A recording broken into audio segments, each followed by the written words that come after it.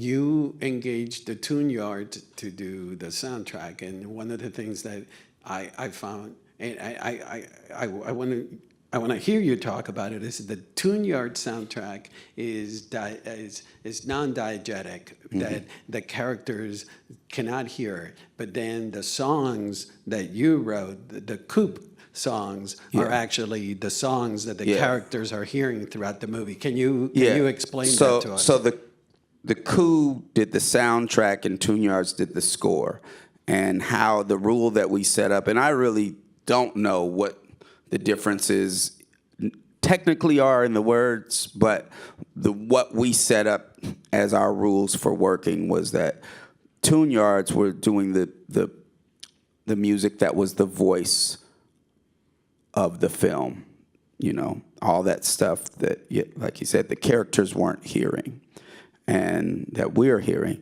And this is a world that they live in, that there is this one new Coup album that is playing. That's the only thing that's playing in their world, is this one album by the Coup that is the new soundtrack to the movie, which is coming out in July. And it was, for me, a stranger process, because as you see with my creative style, I kind of just make what I want to make. But this was me making music, which we did most of it while we were editing the movie, 10 hours a day. But I had to make music that served what I, as a director, thought would be in that world, which was sometimes at odds with me as a music artist, as a producer or a musician. It was at odds with necessarily what I wanted to make. So I didn't just make the songs I wanted to make. I had to make, okay, this is coming out of that car right now, and they're dancing in front of the bar.